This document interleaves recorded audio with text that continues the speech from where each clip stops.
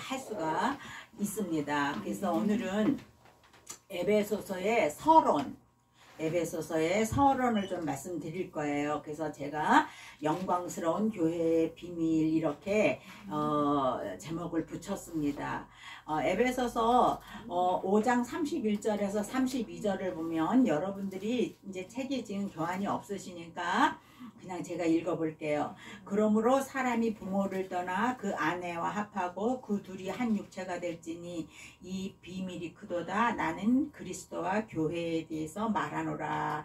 이렇게 얘기를 했거든요. 그래서 이 에베소서는 교회의 본질과 비밀에 대해서 아주 깊이 있는 그런 신학적인 교훈을 제공하는 그런 책이라고 볼 수가 있습니다. 에베소서는 교회의 아주 위대한 비밀을 보여주는 그런 책이에요. 그래서 바울의 다른 서신서들을 보면은 개교회 내의 문제들을 해결하기 위해서 보낸 목회적 편지문들이라고 볼 수가 있거든요.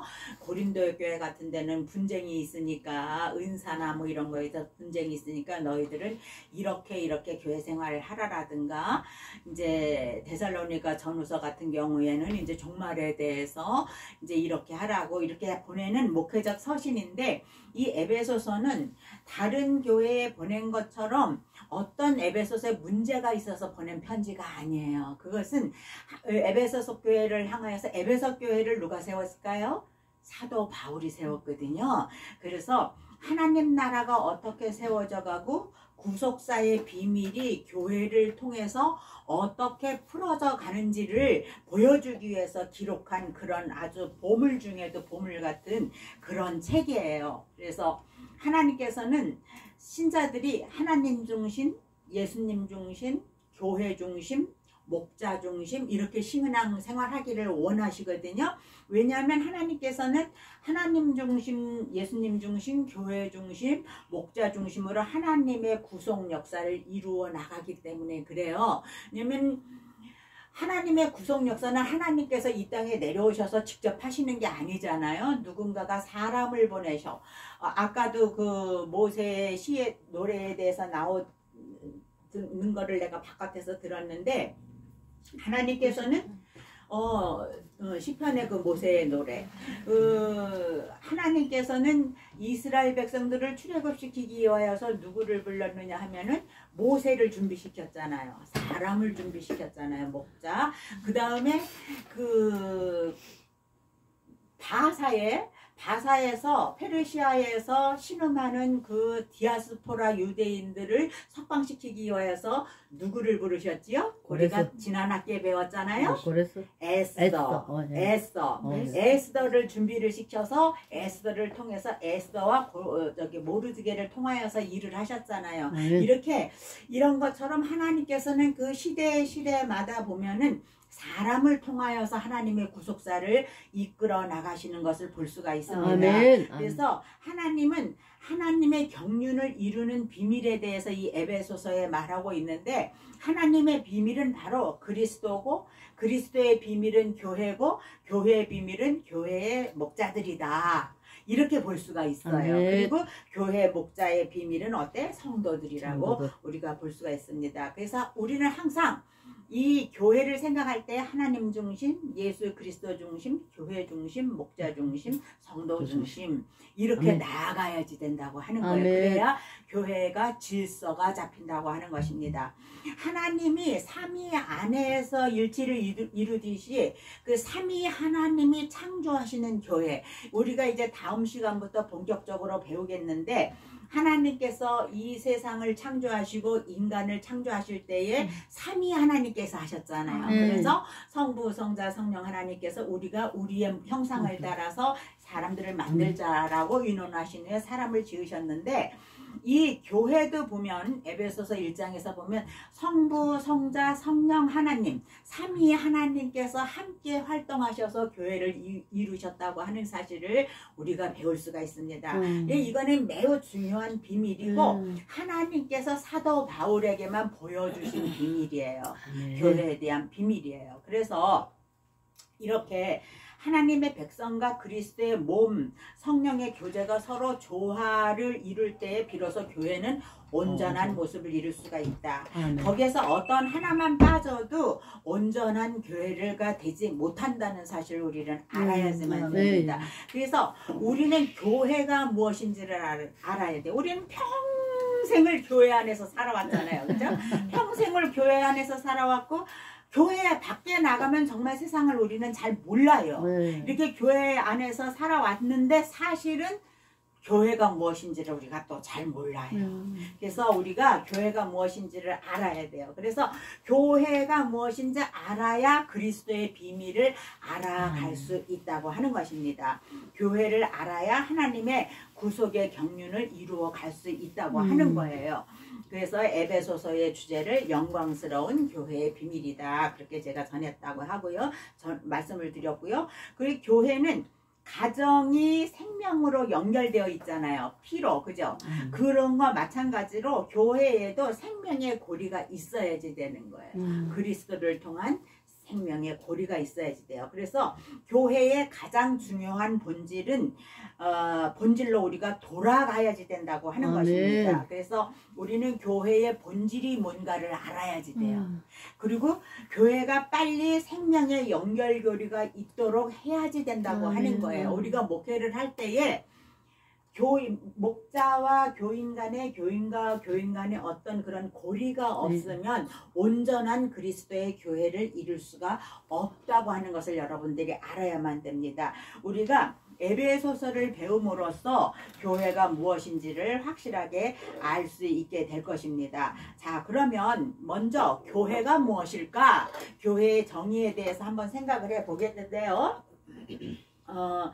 교회는 시대를 초월해서 모든 참신자들의 공동체라고 볼 수가 있습니다. 이 정의에 의하면 교회는 구원받은 사람들로 구성이 돼. 이건 우리가 너무나 잘 아는 거죠. 에클레시아. 그래서 하나님 앞에 구원받은 사람들이 모여서 이룬 게 교회다. 이렇게 알 수가 있습니다. 그런데 바울은 그리스도께서 교회를 사랑하시고 그 교회를 위하여서 자기를 주셨다고 말씀하고 있어요. 우리가 하나님이 세상을 이처럼 사랑하사 독생자를 보내주셨지만 거기에 반응하는 사람들을 위해서 그리스도께서는 목숨을 버리신 거라는 거예요. 그래서 교회를 위하여 자기를 주셨다. 이렇게 말씀하고 있습니다. 여기에서 교회라고 하는 것은 그리스도의 죽으심으로 구원받은 모든 사람들에게 적용되는 말이라고 볼 수가 있어요. 그 교회는 하나님의 의지에 기초한 것이고 또한 하나님의 본성을 담고 있다고 하는 것입니다. 교회 공동체는 공동체로 계신 하나님을 담고 있어요. 하나님이 어떻게 공동체로 계시지요? 성부, 성자, 성령, 삼위 하나님이 공동체로 통일을 이루고 계신 거란 말이에요. 그래서 이 공동체로 계신 하나님이라고 하는 말은 그 우리가 칼바르트 알잖아요. 20세기 그 위대한 신학자였죠. 그 칼바르트가 뭐 어떤 사람들은 너무 진보주의다 이렇게 말을 하는 사람도 있기는 하지만 그 칼바르트가 썼던 말이에요. 공동체로 계신 하나님. 이 말은 하나님은 혼자 계신 분이 아니라 삼위일체를 이루시는 것을 신학적으로 표현한 말이에요. 우리는 유일신 하나님이라고 말을 합니다. 그러나 그 유일신 하나님은 삼위 하나님이 통일을 이루신 하나님이라는 거예요. 그런데 유대교나 이슬람교회는 우리 개신교와는 조금 달라요. 하나님을 오로지 유일신 하나님이라고 생각을 해요. 그 사람들은 그래서 성자, 성령을 터부시합니다. 그리고 어떻게 하나님은 오로지 하나님 아버지 한 분이시다. 이렇게만 얘기를 해요. 그래서 성부 예수님, 성자 예수님은 이제 정말 뭐 위대하신 선지자다 뭐 이런 식으로다가 얘기를 하는데 그게 아니고 우리는 유일신 하나님을 주장하되 그 유일신 하나님은 성부, 성자, 성령의 공동체로 계시는 하나님이다. 요걸 우리가 알고 있어야지 돼요. 그래서 교회에서 성부 하나님의 역사, 성자 하나님의 은혜, 성령 하나님의 그 역사하심을 우리가 알 수 있는 것입니다. 그래서 교회는 삼위일체 하나님, 성부, 성자, 성령의 활동으로 말미암아 창조가 되었어요. 우리가 이제 1장서부터 나가면 그것이 이제 확실하게 알게 될 거예요. 때문에 우리는 교회를 이런 각도에서 고백해야지 된다고 하는 것입니다. 그래서 교회는 하나님의 백성이요 그리스도의 몸이요 성령의 사귐이다 이렇게 얘기를 하는 거예요. 교회 하나님의 백성들이 그리스도의 몸을 이루는 거예요. 누구를 머리로 해서? 그리스도를 몸으로 해서. 그죠? 그리스도를 몸으로 해서 우리는 그리스도의 몸을 이루는 거예요. 그리고 거기에는 반드시 성령의 코이노니아, 성령의 사귐이 있어야지 된다고 하는 것입니다. 그러므로 성경적인 교회의 뜻은 하나님 백성들의 모임, 그리고 예수 그리스도를 믿고 구원자들이 모인 것이 된다. 우리가 그렇게 알면 되겠어요. 자, 교회의 정의가 이렇다면 교회의 본질은 그럼 무엇일까 하는 거예요. 교회의 본질은, 교회는 첫째 하나님 나라 백성들의 모임이라고 하는 것입니다. 그래서 예수를 믿는 사람들이 공동체를 이루는 하나님 나라 백성들의 모임인데, 이것은 교회가 하나님을 선택하고 하나님에게 무슨 임무를 맡긴 것이 아니에요. 교회가 우리가 지금서부터 교회를 먼저 이루어 놓은 다음에 지금서부터 하나님을 우리 하나님으로 믿겠습니다, 섬기겠습니다, 이게 아니에요. 하나님이 먼저 교회를 선택하시고 어때요? 교회에게 특별한 임무를 맡기셨다는 것을 하는 말이에요. 그래서 교회는 하나님 나라 백성들의 모임이다 하는 것입니다. 자, 이 하나님의 백성은 구약 성경의 시대로부터 시작하여서 신약 성경의 시대와 교회사의 시대를 거치면서 지금까지 계속해서 이루어져 내려왔어요. 그리고 이 역사를 통하여서 하나님의 구속사적 섭리가 계속해서 시작된다고 하는 것입니다. 자, 그러면 두 번째, 교회라는 것은 예수 그리스도의 몸이에요. 에베소 1장 23절에 보면 교회는 그의 몸이니 만물 안에서 만물을 충만하게 하시는 이의 충만함이니라 이렇게 얘기를 하고 있거든요. 그 말은 그건 뭐예요? 하나님께서는 만물을 그리스도의 발 아래 두셨다는 거예요. 그리고 그분을 교회의 머리로 삼으셨다고 하는 것입니다. 뿐만 아니라 교회는 그리스도의 몸이고 또 그리스도께서 이 교회를 통하여서 충만을 이루어 나가신다고 하는 거예요. 그리고 이 말은 그건 뭐냐면은 교회는 단순한 조직이 아니고 어때요? 예수 그리스도의 생명과 연결된 유기체라고 하는 거예요. 유기체. 그래서 예수 그리스도가 빠진 교회는 교회가 아니에요. 교회가 아니에요. 그래서 자, 그러면 교회가 왜 예수 그리스도의 몸이 될까? 우리가 그거를 한번 생각을 해봐야 되겠는데요. 예수님은 하나님의 백성 이스라엘과 병들고 흩어져서 자신의 사명을 다하지 못하고 있는 것을 보시고 어때요? 이 백성을 치유하고 갱신하고 또 이 백성이 다시금 하나님의 나라를 위해서 온전히 봉사할 수 있게 하기 위하여서 새로운 무리들을 모으셨어요. 물론 이제 그 타락한 백성들을 구원하시기 위해서 성육신 하셔서 이 땅에 오셨고, 이 땅에 오셔서 활동하시는 동안에 그런 새로운 무리들을 모으셨단 말이에요. 그 중에서 12명을 택하셨어요. 그렇죠? 그렇게 해서 이 12명을 택하셨다고 하는 것은 그 상실된 이스라엘의 사명을 회복하시겠다는 그 예수님의 의지를 보여주신 것이다. 이렇게 볼 수가 있습니다. 그래서 예수님은 온 몸을 다하여서 제자들을 부르시고 섬기시고 끝내는 그 몸을 십자가에서 깨뜨려서 피와 물을 아낌없이 쏟아 부어 주셨다고 하는 거예요. 그리고 인류의 구원과 교회의 소집을 위해서 헌신하셨다고 하는 것입니다. 그리고 몸으로 다시 살아나셔서 어떻게 돼요? 인류와 교회에 새로운 희망을 주시고 그분이 약속하신 성령을 보내주셔서 그죠? 교회를 새롭게 소집하시고 갱신하셨다고 하는 거예요. 그래서 사도행전에 보면은 성령이 임하시면서 성령 충만을 받을 때 교회가 새롭게 이제 창립되어지는 것을 우리가 볼 수가 있습니다. 그렇죠? 그래서 사도 바울은 이렇게 형성된 교회를 그리스도의 몸이라고 부른 거예요.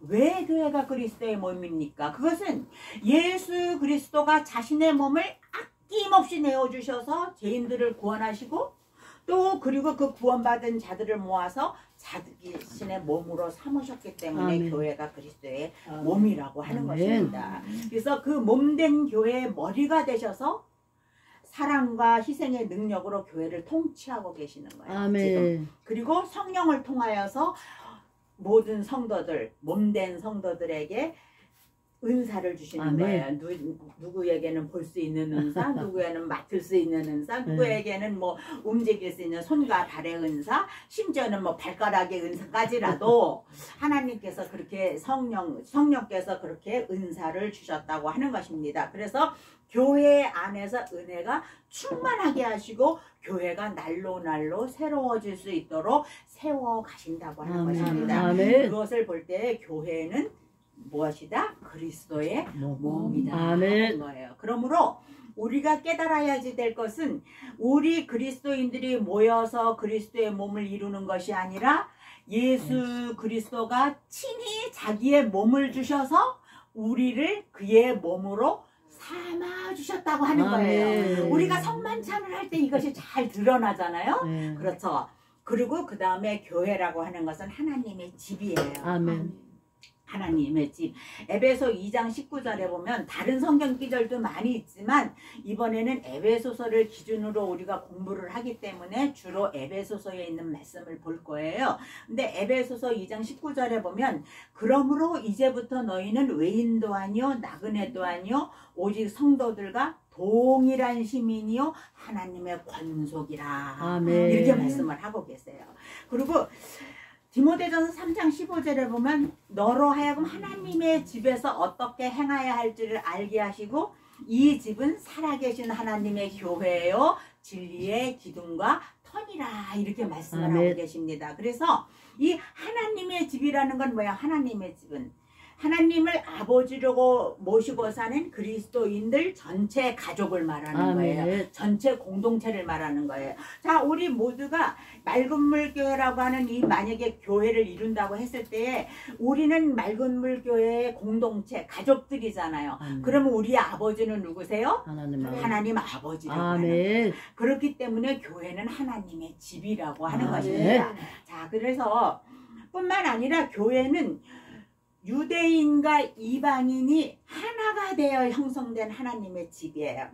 지금까지 유대인들은 선민 사상을 가지고 자기네들이 선민이라고 됐지만은 이제 하나님께서는 이방인들을 부르기 시작하셨단 말이에요. 그래서 이 성경에 보면은 이제 이 교회가 들어오면서부터 생기면서부터 유대인과 이방인이 이제 하나로 가족을 이루게 되었어요. 그래서 하나님의 집이라고 볼 수가 있습니다. 그래서 성도들은 하나님의 권석이고 예수 그리스도를 모퉁이돌로 이제 해서 세워진 하나님의 성전이다 하는 것을 우리가 알 수가 있습니다. 그리고 교회는 성령을 통하여서 하나님이 계시는 처소입니다. 자, 출애굽 시대에는 하나님께서 어디 계셨어요? 성막에 계셨어요. 성막 지선서 시은자 위에 계셨습니다. 그러면 오늘날은 이 교회가 하나님께서 거하시는 집이라고 볼 수가 있는 거예요. 그 다음에 네 번째, 교회는 하나님의 소유로서 진리의 기둥과 터다 이렇게 얘기를 하고 있는데 에베소 3장 10절에서 11절을 보면 이는 이제 교회로 말미암아 하늘에 있는 통치자들과 권세들에게 하나님의 각종 지혜를 알게 하려 하심이니 곧 영원부터 우리 주 그리스도 예수 안에서 예정하신 뜻대로 하신 것이라 이렇게 말씀을 하고 있습니다. 그래서 하나님의 각종 지혜가 교회를 통해서 계시가 되어지는 거예요. 그리고 하나님의 구속의 경륜 곧 구속의 계획을 통해서 이루어진다고 하는 것입니다.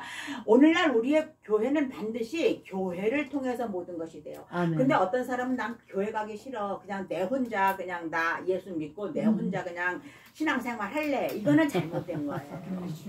네. 그래서 우리가 이 시대에는 교회를 잘 만나는 것이 굉장히 중요해요. 그래서 교회를 잘 만나야지 돼요. 그런데 신천지에 가보면 대학생들이 많잖아요. 엄청나게 많아요. 그래서 제가 늘 생각하는 것이 저렇게 똑똑한 대학생들이 왜 저렇게 이단 사설에 빠질까 그런 거를 이제 생각을 해보게 되거든요. 근데 그거는 애들이 잘하는데 또 문제가 있어요. 왜냐면 이제 우리가 기독교 심리 상담을 이렇게 하다 보면은 아기들이 어렸을 때에 그 신뢰와 불신이라는 거를 0세에서 1세까지 그를 이제 배우게 되거든요. 근데 그러면은 그 0세에서 1세 사이에 신뢰하는 법을 배우고 불신하는 법을 배우게 돼요. 그런데 거기에서 불신하는 법을 제대로 배우지 못하고 사람을 신뢰를 또 제대로 하지 못하게 되면 이단 사상에 잘 빠져들게 되어 있어요. 왜냐? 불신하는 법을 배우지 못했기 때문에 저게 잘된 건가 잘못될 건가 이게 판단이 잘 안 되는 거예요. 그렇기 때문에 어린아이들을 낳자마자 0세에서 1세까지 1세에서 3세까지 그 시기가 엄청나게 중요해요. 제가 지금 그 수원에 있는 마하나임 신학교라고 거기는 학생들이 젊은 사람들이 좀 꽤 많아요. 거기서 지금 기독교 상담을 가르치고 있는데 이런 얘기를 하니까 사람들이 청년들이 이제 자기네들도 이제 시집장가 가서 애 낳을 거잖아. 아직 결혼 안 한 사람들도 꽤 있더라고요 거기는. 그러니까 놀래가지고 근데 그래서 그런 거가 굉장히 중요하거든요. 그래서 우리는 그 정말로 예수 그리스도를 신뢰하고 이렇게 살아가는 것이 굉장히 중요하다. 교회에서 이런 걸 많이 가르쳐 줘야지 돼요. 그래서 하나님께서는 하나님의 비밀과 지혜와 계시를 교회를 통해서 나타나신다고. 아멘. 교회를 통해서. 그래서 교회에 강단에서 선포되는 말씀과 또 양육 시간을 통해서 우리들이 배우게 되는 거지요. 그리고 교회는 예수 그리스도의 신부입니다. 에베소 5장 25절 27절에 보면 남편들아 아내 사랑하기를 그리스도께서 교회를 사랑하시고 그 교회를 위하여서 자신을 주신 같이 하라. 그리고 쭉 나가면서 자기 앞에 영광스러운 교회를 세우자. 티나 주름 잡힌 것이나 이런 것들이 없이 거룩하고 흠이 없게 하려 함이라. 이렇게 말씀을 하고 있거든요. 그래서 그리스도께서 교회를 사랑하셔서 자신을 희생하셨고 교회를 영광스럽게 세우셨다고 하는 거예요. 그런데 그렇기 때문에 교회는 그리스도의 신부로서 그분과 거룩하고 그분의 거룩을 닮아가야지 된다고 하는 것입니다. 그래서 이제 이 에베소서 5장 정도 4장 5장에 가면은 그 하나님께서 교회의 현장에 대해서 말씀을 하시면서 교회는 남편과 아내에다 비유를 하셨어요. 그리고 또 이게 종들이 행할 거, 주인이 행할 거, 자녀들과 부모들이 행할 거에 대해서 다 말씀하시고 마지막 6장에 가서는 너희들은 하나님의 전신갑주를 입고 사단과 싸워서 영적 전쟁에서 이겨야 된다는 거예요. 교회는 반드시 영적 전쟁에서 이겨야 된다는 것입니다. 자, 교회는 예수 그리스도의 군대예요. 그래서 하나님의 전신갑주를 입어야 되는 거예요. 그래서 어떤 전신갑주를 입어야 될 것인지 구원의 투구서부터 평안의 신발까지 말씀해주고 계시는 것을 우리들이 볼 수가 있습니다. 이거는 오로지 하나님께서 사도 바울에게 계시하신 내용들이에요. 그래서 그 사도 바울이 에베소 교회에게 그것을 말씀한 겁니다. 그리고 교회는 이제 성령의 교제예요. 성령의 사귐이 반드시 있어야지 된다고 하는 것입니다. 교회는 성령이 창조하시고 새롭게 하시는 성령의 공동체, 성령 안에 사귐, 성령의 호이노니아 말이 안 돼 왜? 호이노니아이다 라고 하는 거를 여러분들이 기억해야지만 됩니다. 그래서 교회의 신학적 출발은 하나님 아버지의 공동체 의지에 있다는 거예요. 공동체 의지. 그리고 교회의 역사적 출발은 예수 그리스도의 구원 역사. 그 구원 역사는 뭐예요? 하나님 나라의 도래와 새로운 백성의 선택. 거기에 있어요. 그러면 교회의 사회적 출발은 바로 성령 강림에 있다고 할 수가 있다고 하는 것입니다. 그래서 항상 성부, 성자, 성령 하나님께서 교회를 운영하시고 운행하시고 교회에 함께 하신다는 사실을 여러분들이 잊어버려서는 안 돼요.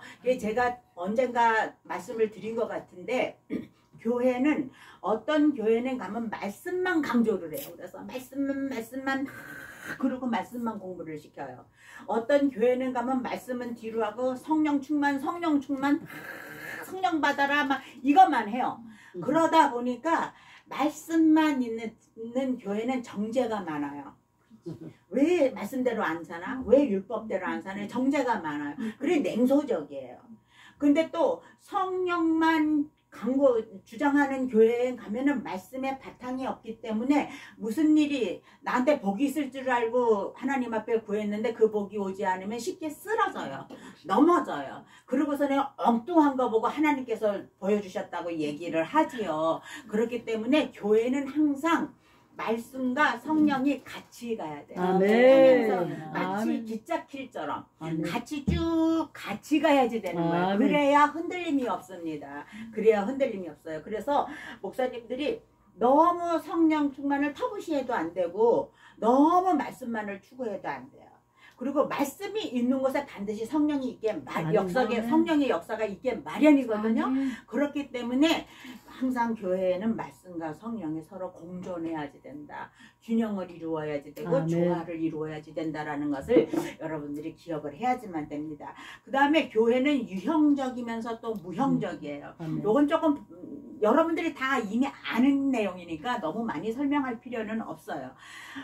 모든 참신자들의 교제라는 영적인 명예에서 교회는 무형적이라고 볼 수가 있어요. 불가시적 교회라고 이렇게 얘기를 해요.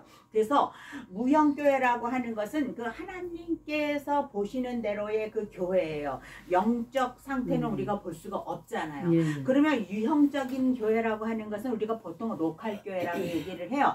지상에 있는 그리스도인들이 보는 대로의 교회인 거예요. 그래서 아까 아침에 제가 어떤 장로님한테서 전화를 받았는데 그 장로님이 저한테 그런 얘기를 하는 거예요. 목사님, 지금 인천에 어디에 감리교회가 하나 나왔대. 감리교회가 이제 부동산에 나온 거야.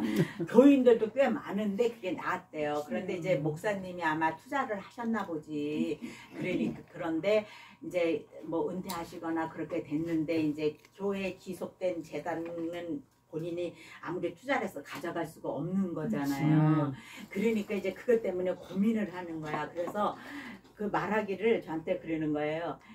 장로교회에서 살라고 했더니 25억을 달라고 그러는데 감리교회에서 사면은 7억이면 된다는 거야. 그런 얘기를 해요. 그래서 내가 목사님, 장로님, 그거요 개인 재산 아니에요. 그렇기 때문에 감리교 재단에서만 살 수 있고요. 그거 아무도 안 사요. 자기가 교회에 헌신할 거 아니면 아무도 그거 안 사요. 그랬더니 그래요? 그러더라고. 마찬가지로 그런 눈에 보이는 교회 이거를 이제 유형교회다 이렇게 얘기를 하는데 유형교회라고 하는 것은 세상에 있는 모든 사람들 불신자나 혹은 이단적인 가르침을 받는 사람들이 눈으로 볼 수 있는 대로의 교회를 가르치는 것이라기보다는 참된 신자 그리고 불신자의 차이를 아는 사람들이 보는 대로의 교회다 이렇게 말할 수가 있어요. 아무튼 이 가시적 유형교회는 이제 조직을 하고 있는데 이 조직을 철저하게 가시적 그 유형적인 조직이라는 것이 철저하게 내려오는 교회가 어딘지 아세요? 가톨릭. 로마 가톨릭 교회는 유형의 기간만에 유일하게 참된 교회라고 주장을 해요. 그래서 그들은 동일한 입장을 지금도 취하고 있는데 그래서 그들은 교황은 죄가 하나도 없다. 그죠? 교황은 아주 무오설이라고 해요. 죄가 하나도 없고 교황을 중심으로 해서 이제 교회가 조직이 되어져 나가는 거예요. 그래서 가톨릭은 이제 그것서부터 성경적으로 맞지가 않지요. 그렇게 하고 있어요. 자, 그 다음에 교회는 보편적이고 지역적이에요. 그럼 뭐냐 신약에는 교회라는 단어가 가정에서 모이는 아주 작은 규모의 모임에서부터 또 보편교회 안에 있는 모든 신자들의 모임에 이르기까지 다양한 차원의 집단에 이 적용이 될 수가 있어요. 우리도 보편적인 교회잖아요. 지역적인 교회잖아요. 여기가. 그래 이제 그런 걸 우리가 볼 수가 있습니다. 이것을 교회의 본질이다 이렇게 볼 수가 있어요. 그러면 교회의 사명은 무엇일까 하는 거예요. 교회의 사명은 무엇일까? 이 모든 교회가 이 세상 한가운데서 해야 하는 역할, 임무 혹은 사명과 봉사는 가장 큰 것은 이 땅에서 복음, 하나님의 나라를 증언하는 거예요. 이게 아멘. 교회의 사명이에요. 아멘. 복음 아멘. 전파하는 것이 교회의 사명이에요. 그런데 이제 그 교회의 모든 봉사는 이 복음 전파라는 것 때문에 존재한다고 볼 수가 있는 것입니다. 그래서 교회는 증언 공동체이다 이렇게 얘기를 해요. 그래서 모든 선교와 치유가 선포와 말씀에서 하나님 말씀이 선포해야 되고, 예수님이 하신 것처럼 예수님께서 이 땅에 오셔서 하신 3대 사역이 뭐예요? 치유하는 사역, 가르치는 사역, 선포하는 사역이었어요. 그러면은 그 사역이 교회에서 이루어져야 돼요. 그래서 교회에 들어오면 말씀의 선포가 있을 뿐만 아니라 치유의 사역도 함께 이루어져야지 되는 거예요. 그래서 상처난 영혼과 이 상처난 육신들이 고침을 받는 그런 일이 일어나야 된다고 하는 것입니다. 자, 그렇다면 교회에서 이루어지는 하나님의 사역은 무엇일까요? 그것은 바로 예배예요. 우리는 하나님과의 관계에 있어서 교회의 사명은 하나님을 예배하는 거예요. 성막에서는 성막에 들어갈 때마다 제사를 드렸잖아요. 동물을 잡아서 제사를 드렸잖아요. 그럼 우리가 오늘날 하나님의 교회에 예배하러 갈 때 아유 오늘 무슨 옷을 입고 가서 내가 좀 누구한테 잘난 척 좀 하고 잘 보일까? 뭐 요런 생각을 가지고 교회를 가면 안 되는 거예요. 오늘 교회에 갈 때 나는 하나님 앞에 거룩한 산 제물이 되어서 가는 거예요. 그래서 하나님 아버지 내가 오늘 하나님 앞에 거룩한 산 제물이 되어서 하나님 앞에 나아가서 제사를 하겠습니다. 이런 마음을 가지고 가는 거예요. 그래서 그렇게 내가 제물이 되어질 때에 하나님께서 그 성전 그 예배 시간에 나를 만나 주신다고 하는 것입니다. 아멘. 그래서 우리는 그것은 교회의 하나님을 위한 사역은 예배예요. 아멘. 하나님을 예배를 통해서 하나님 앞에 영광을 드릴 수가 있는 거예요. 그러면 신자들을 향한 사역이 무엇일까? 그것은 양육이에요. 바로. 그래서 교회에서는 양육이 반드시 이루어져야지만 됩니다. 교회는 이미 신자가 된 자들을 양육하여서 믿음을 계속해서 성장하게 해야 할 필요가 있어요. 내가 예수를 믿어서 그리스도인이 되었지만 누군가가 나에게 말씀을 더 이상 가르쳐 주지 않고 양육을 하지 않는다면 자랄 수가 있어요? 없어요? 못 자라잖아요. 왜냐하면 어린아이들을 나만 놓고 제대로 먹이지 않고 가르쳐 주지 않으면 제대로 못 자라잖아요. 마찬가지예요. 그렇기 때문에 교회에서는 반드시 양육이 있어야지 되는 거예요. 그래서 바울이 자기 자신의 목적은 사람들로 하여금 구원에 이르는 믿음을 갖게 하는 것뿐만이 아니라 각 사람을 그리스도 안에서 완전한 자로 세우려 함이라고 골로새서에 보면 얘기를 하고 있어요. 그래서 우리는 새신자를 교회에 데리고 오는 것도 중요하지만 그들을 잘 가르쳐서 성숙한 그리스도인으로 만드는 것이 매우 중요하다고 하는 것입니다. 교회로서의 우리는 목표는 성도를 온전케 하는 거예요. 그리고 봉사의 일을 하게 하는 거예요. 여기 에베소서 4장 12절로 13절에 보면 성도를 온전케 하며 봉사의 일을 하게 하며 그리스도의 몸을 세우려 하는 것이다. 이렇게 얘기하고 있어요. 그리고 하나님의 아들을 믿는 것과 아는 일에 하나가 되어서 온전한 사람을 이루어서 그리스도의 어디에 충만한 데까지 이르도록 장성한 분량이 충만한 데 이르기까지 하는 것이 교회의 사명인데 이렇게 장성한 분량에까지 이르게 하기 위해서는 반드시 양육이 필요하다 하는 것입니다. 그렇다면 교회가 세상을 향한 사역은 무엇일까요? 세상을 향한 사역은 무엇일까요? 전도하는 것과 구제하는 거예요. 그래서 복음 전파가 교회가 세상을 향해서 할 우선적인 사역일 뿐만 아니라 이 전도 사역과 병행하여서 감당해야 할 사역이 구제 사역이에요. 그렇기 때문에 우리는 구제도 많이 해야지 되는 거예요. 그래서 교회에서는 복음 전도만 하는 것이 아니라 구제도 많이 가난한 사람들 많이 돌보아 주어야지 된다고 하는 것입니다. 그래서 말과 행위로서 정말 우리는 이렇게 이 교회를 잘 이루어 나가야 돼요. 그래서 우리가 온전한 교회를 이루기 위해서는 하나님을 향한 사역, 예배에 성공해. 요즘 사람들이 그런 얘기 많이 하더라고요. 예배에 성공해야 된다 이런 얘기를 많이 하던데 어떻든 예배에 성공해야지. 하나님을 그들로 하여금 만나게 해야 되니까. 그리고 그 다음에 양육을 철저하게 시켜야지 되고, 그 다음에 전도하고 구제하는 일에도 게을리해서는 안 된다. 그것이 교회의 사명이기 때문에 그렇습니다. 그리고 그러면 교회 생활의 모델은 무엇일까? 교회 생활의 모델은 무엇일까 하는데, 교회에는 흩어지는 교회와 모이는 교회가 있습니다. 그래서 광야교회는 성막 중심의 교회였어요. 한마디로 모이는 교회였어요.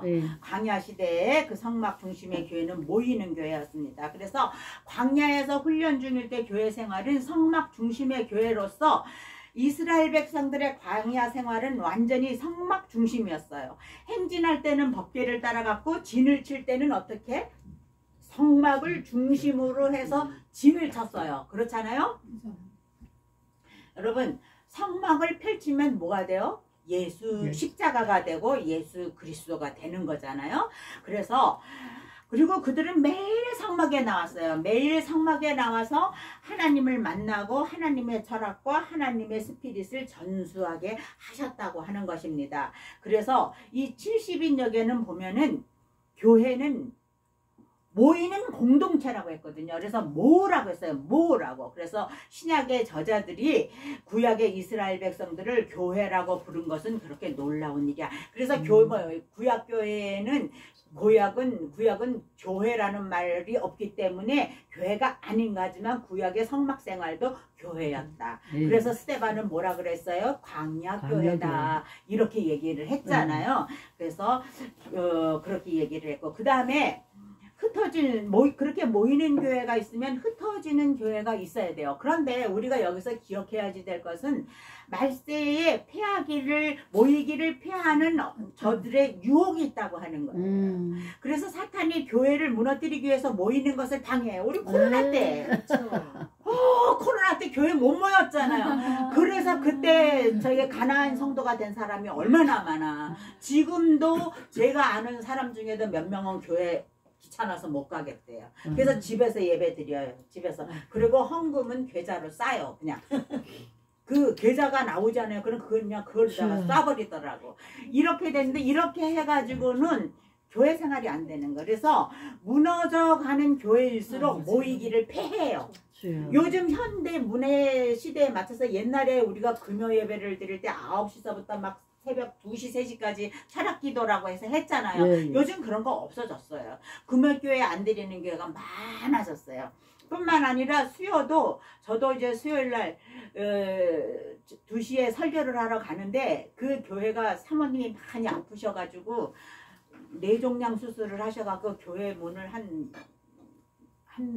달 정도 닫았어요. 왜냐면 목사님이 그 사모님을 간병을 해야지 되기 때문에 감당할 사람이 없었어요. 근데 저보고 와서 좀 해주기를 왔는데 제가 형편이 안 되었어요. 그래서 한 달 동안 문 닫았는데, 이런 소리 하면 좀 죄송한데 안 가니까 좋더라고. 수요일날 너무 후리한 거예요. 수요일날 할 일이 갑자기 없어진 것 같은 게 너무 후리해가지고 막 동영상 배우는데도 다니고 막 이랬어요. 그리고 이제 그거 한 달 동안 또 동영상 배우는 거 하기로 약속을 해놓고 이제 지난주 수요일부터 갔단 말이에요. 4주 동안. 근데 딱 연락이 온 거야. 목사님 다시 교회를 해서 이번 수요일서부터 와달라는 거야. 그래서 어떻게 해요? 제가 4주는 못 가요. 4주는 못 가요. 그래서 이제 4월 달부터 또 가기로 했거든요. 그런데 요즘은 수요일도 이제 다들 낮에 그냥 좀 몇 명이 모이고 말잖아요. 막 그런 식으로. 근데 이 현대 사회가, 현대 문화가 자꾸 모이기를 힘들게 만들어요. 교회에서 모이기를 힘들게 만들어요. 그러나 우리는 모여야 돼요. 자꾸 모여야지 돼요. 소수의 무리라도 자꾸 모여야 돼요. 자, 히브리서 10장 25절에 보면, 모이기를 폐하는 어떤 사람들의 습관과 같이 하지 말고 오직 권하여 그날의 가까움을 볼수록 더욱 그리하자. 이렇게 얘기를 했거든요. 그리고 사도행전 2장 46절에도 보면 날마다 마음을 같이하여 성전에 모이기를 힘쓰라고 얘기를 하고 있거든요. 그래서 우리는 모이는 교회가 되어야 돼요. 우리 교회가 바로 서고 끝까지 이 시대의 작은 교회들이 가는 것은 모여야 돼요. 모여야.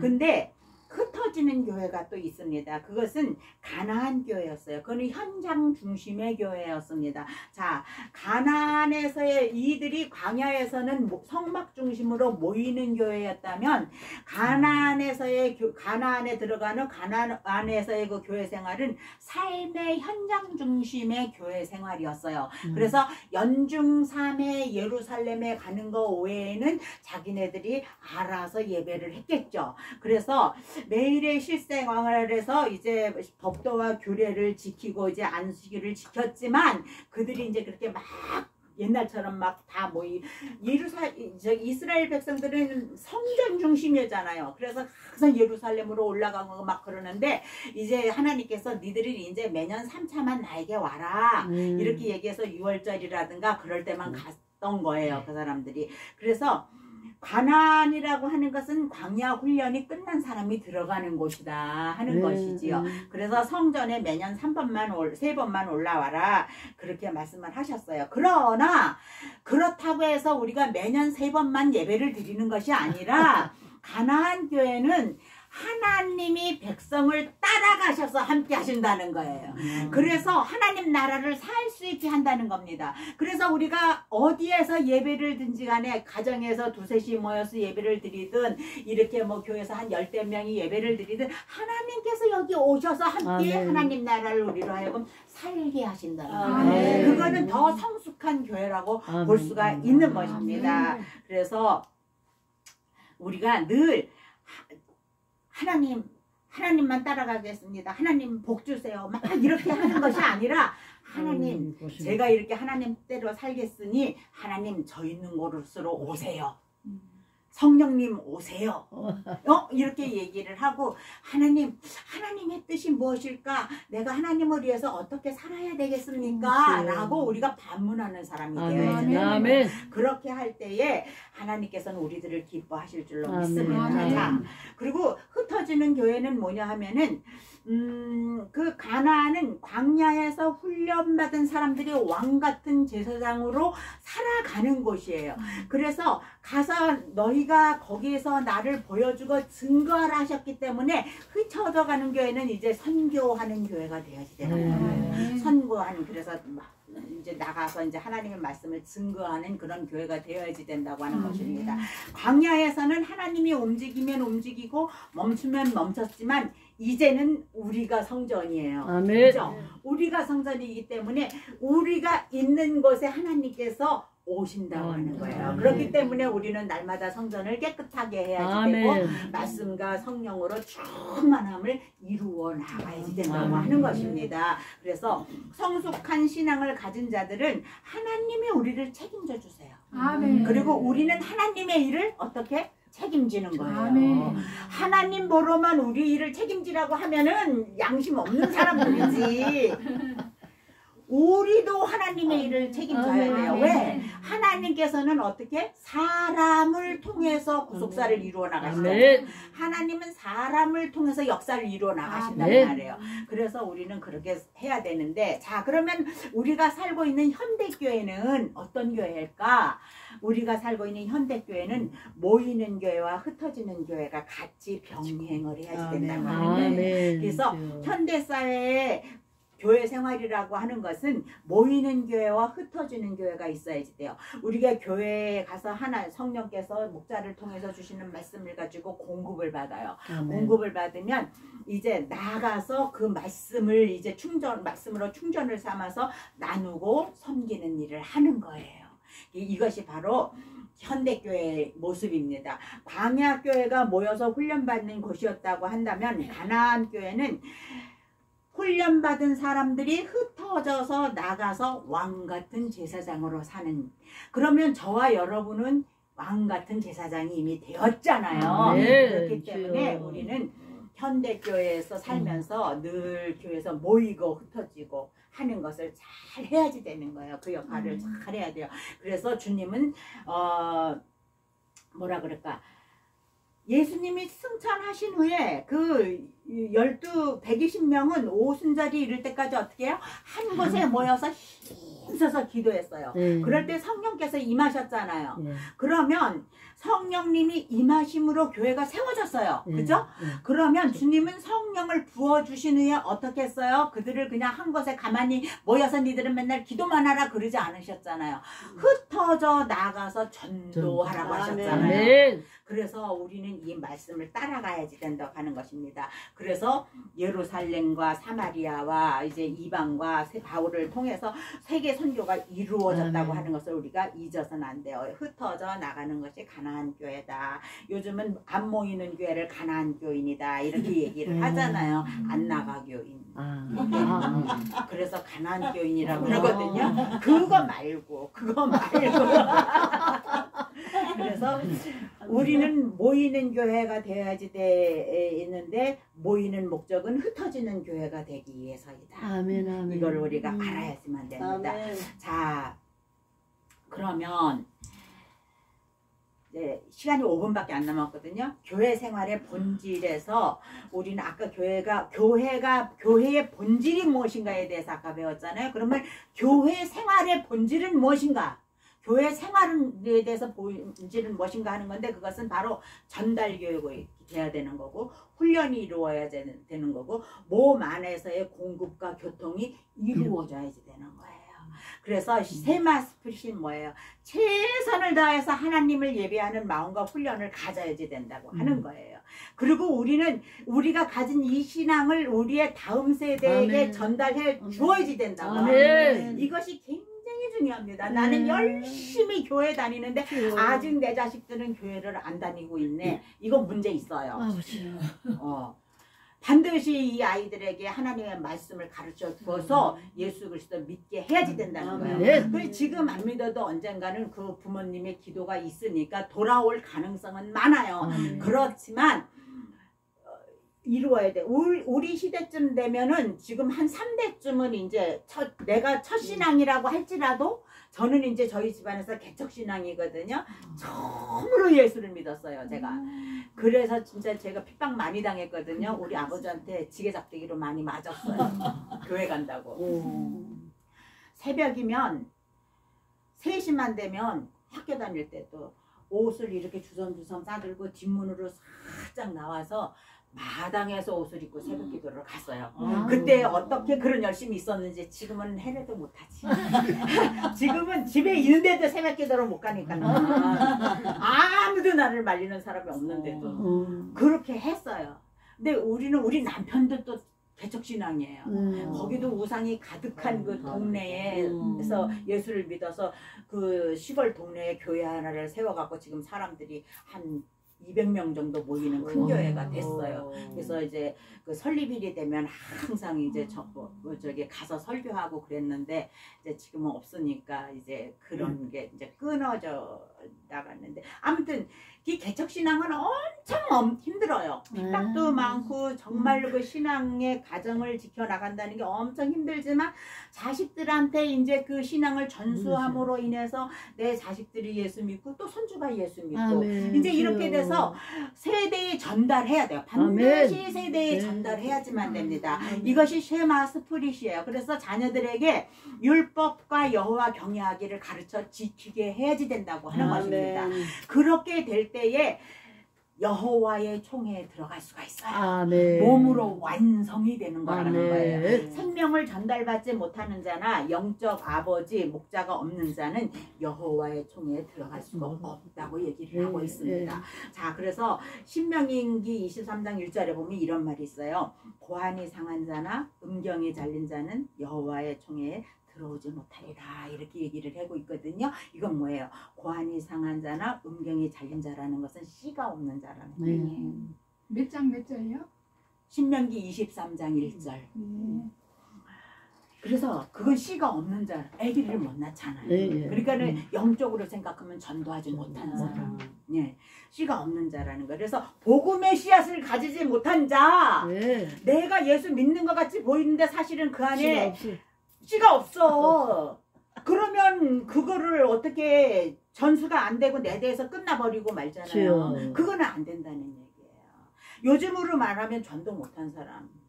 저도 그렇지. 전도 많이는 못했지만 그래도 저 때문에 저는 저희 가족이 전부 다 구원을 받고 우리 어머니 아버지 우리 아버지가 어느 날 식구들이 다 사촌들까지 다 모였는데 그때 저는 미국에 가 있을 때인데 제사 때문에 모였어요. 제사 때문에 다 모였는데 우리 아버지가 성경을 딱 갖고 나오더니 제가 이제 성경을 한 권씩 이제 다 드렸고 성경을 딱 가져왔더니 오늘로써 이제 제사는 끝이다. 나는 교회에 나간다. 아이고. 이렇게 하고 사촌들이 뒤집어졌지. 아. 뒤집어졌어요.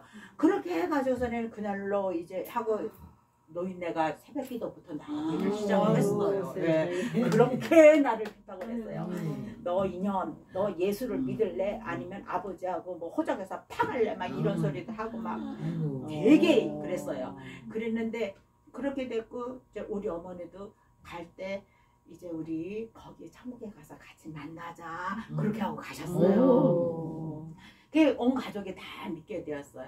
그런데 아무튼간에 뭐 다른 사람은 많이 전도하지 못해서도 가족 전도는 네, 제가 가족. 했어요. 아멘. 확실하게. 그런데 교회를 열심히 다니지만 재생산하지 못한 사람들은 어때? 하나님의 복이 없어요. 네, 네. 그렇기 때문에 우리는 씨를 가진 자가 돼요. 네. 아멘. 복음을 증거해야 돼요. 여러분 사생자라고 하는 건 뭐예요? 누가 아버지인지 그렇죠. 모르는 사람을 우리가 사생자라고 그러잖아요. 요즘 근데 사생자가 엄청나게 많아요. 목자가 없는 자가 많단 말이에요. 그렇죠. 이 교회 저 교회 떠돌이처럼 다니는 사람들이 많단 아버지. 말이에요. 네. 현대교회는 수직적인 교회가 아니라 수평적인 교회, 이 수평 이동이 되어버렸어요. 그래서 이 교회 갔다 마음에 안 들면 저 교회 가고 저 교회 갔다 마음에 안 들면 저기 가고 이러면서 그치, 등록도 아버지. 하지 않고 막 떠돌이 철새처럼 이러는 사람들이 많은데 그거는 아니에요. 현대교회의 고민은 바로 수평이동이라고 볼 수가 있을 거예요. 그래서 그거는 아닙니다. 네, 네. 그래서 우리는 교회 안에서 자기의 목자와 자기 양의 네. 생명의 고리가 있는 자가 네. 진정한 신앙입니다. 아멘. 그래서 교회가 지혜교회이든지 아니면 큰 교회든지 작은 교회든지 교회에 등록해서 그 교회의 일원으로서 그리스도의 몸을 우리가 반드시 이루어 나가야지 된다고 하는 아멘. 것입니다. 이게 교회 생활의 본질이에요. 아멘. 이게 교회 생활의 본질입니다. 오늘 여기까지 하고 다음 주에서부터 우리가 본론으로 한번 다음 달부터 들어가 보도록 그렇게 하겠습니다. 아멘. 하나님 아버지 은혜를 감사합니다. 오늘 우리가 에베소서를 통하여서 교회가 무엇인지 다시 한번 깨닫게 하시니 감사함을 드립니다. 아멘. 우리가 수십 년 교회를 다녔고 직분도 받았지만 정말 우리가 주님이 원하시는 교회 생활을 하고 있는지 다시 한번 자신을 점검할 수 있도록 도와주시고 아멘. 우리가 정말 이 교회 생활을 충실하게 해나감으로 인해서 하나님 나라에까지 그 선이 연결되어 줄 수 있도록 축복하시고 인도하여 주시옵소서. 아멘. 남은 시간 주 앞에 의탁하옵고 예수님의 이름으로 기도드리옵나이다. 아멘. 하나님께 영광을 받습니다.